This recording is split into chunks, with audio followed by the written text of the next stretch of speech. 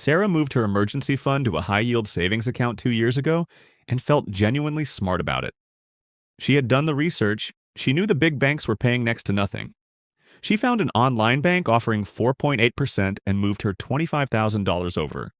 Her friends still had their money at Chase earning a fraction of a percent. Sarah was earning nearly 5 times more. She told people about it. She recommended it. She thought she had figured out something most people hadn't. She was right about one thing. She was ahead of her friends. But she was still playing the same game they were playing, just at a higher level. And the ceiling on that game is a lot lower than most people realize. Because here is the question Sarah never thought to ask. If the bank is willing to pay me 4.8%, what are they earning on my money? And once you run that number, once you see the actual spread between what they pay you and what they make off your deposit, the high-yield savings account stops looking like the finish line. It starts looking like a slightly better deal on a product that was never designed to work primarily in your favor. By the end of this video, you will understand exactly what your bank is doing with your money while it sits in that account, why the after-tax math is different from what the headline rate suggests, and what the actual alternatives look like with real current numbers. Stay until the end because there is a comparison most people have never seen that changes the entire picture, and it is simpler to act on than almost anyone realizes. Let's start with the version of this story that most Americans are still living. According to FDIC data, the national average interest rate on a traditional savings account in the United States is currently sitting at approximately 0.42% APY. On a $25,000 balance, that is $105 in interest for an entire year, about $8.75 a month, less than most people spend on a single lunch. And yet millions of Americans have their emergency funds, their down payment savings, their waiting to be invested cash, sitting in accounts earning exactly that. Not because they are careless, because they were told that a savings account is where you keep money you might need, and that is where they put it. And they have not revisited the assumption since. What they have almost certainly never thought about is what the bank is doing with that $25,000 while it sits there. Because it is not sitting there. The moment you deposit money at a bank, that bank puts it to work. That is the entire business model. They take your deposit, pay you the smallest rate you will accept without leaving, and then lend that same money to other customers at dramatically higher rates. The difference between what they pay you and what they earn is called the net interest margin. And according to FDIC data, the average net interest margin across U.S. banks right now is approximately 3.3%. That means on your $25,000, the bank is generating roughly $820 in net interest income while paying you $105. You got 11% of what your money produced. They kept the rest. And you thanked them for it. Here's where it gets more specific because the lending products that banks fund with deposits like yours are not earning 3.3%.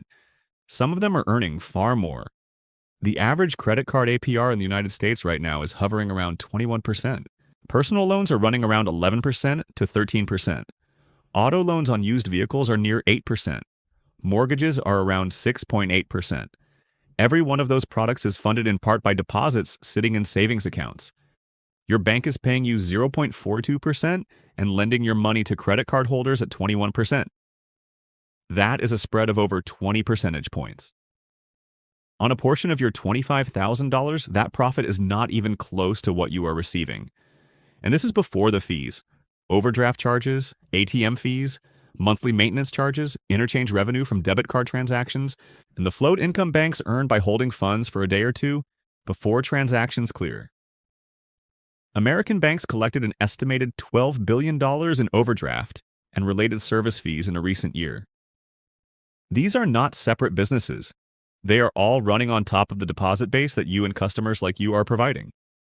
Now, here is where Sarah comes back into the picture because Sarah is ahead of this. She is not in the 0.42% trap. She moved her money and she is earning 4.8%. So what is the problem? The first problem is the rate itself.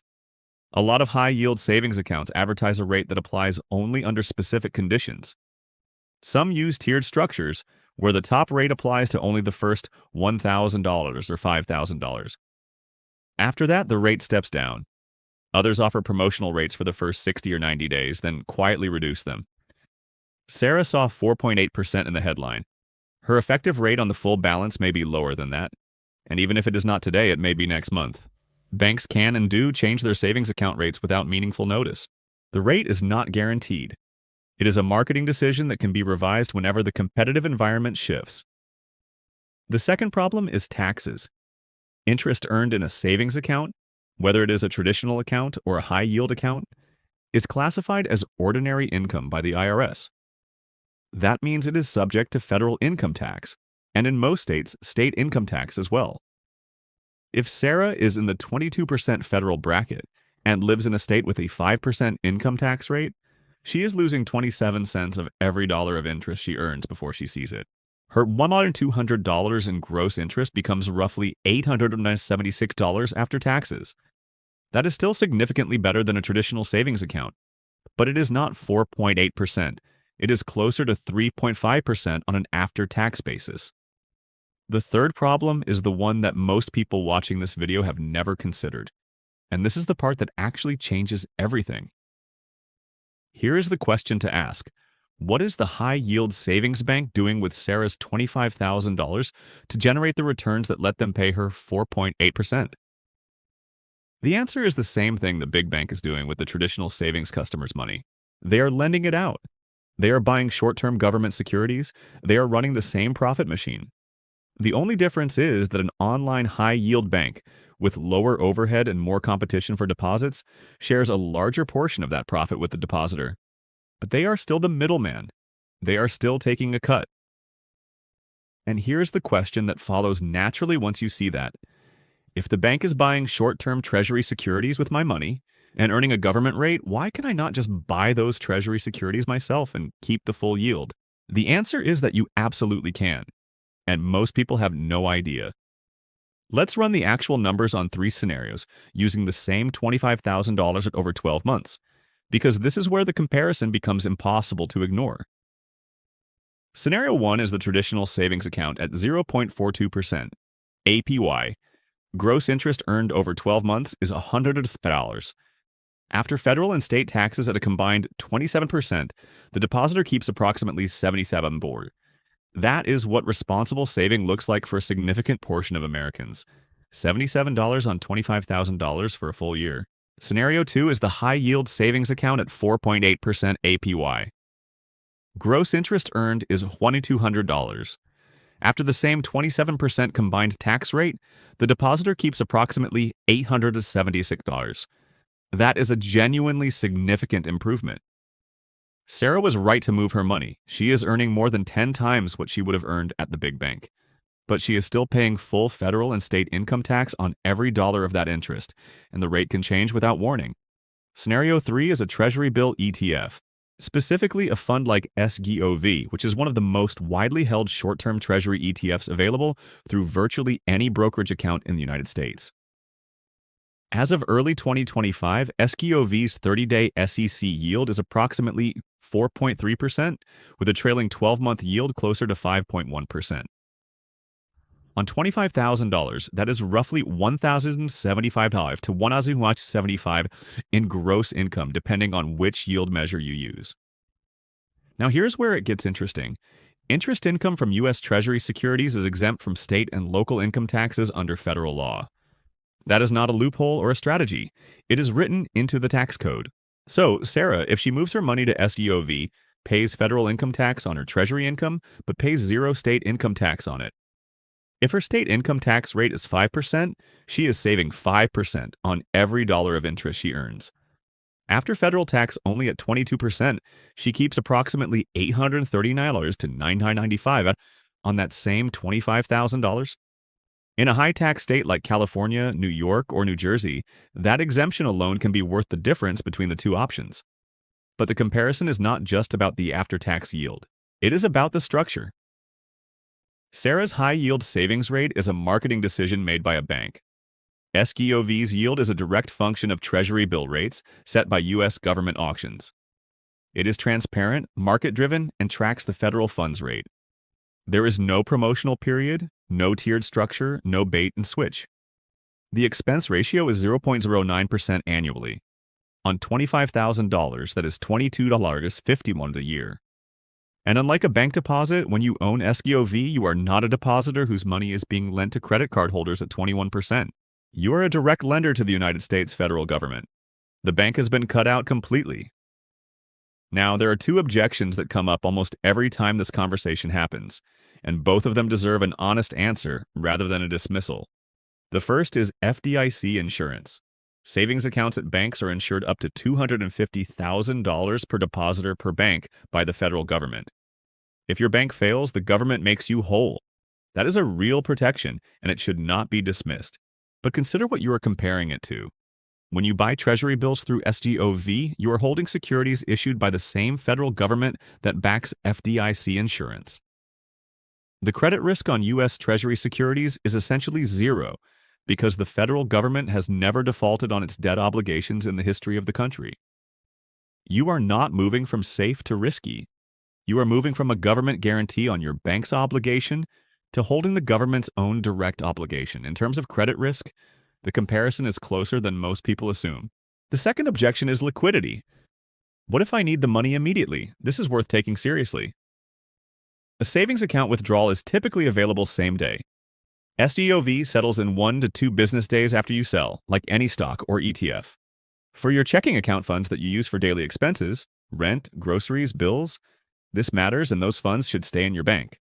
But for your emergency fund, your down payment savings, your waiting to be invested cash, ask yourself honestly, in the emergency situations you have actually faced or can realistically imagine, how often have you needed $25,000 in cash within the same business day?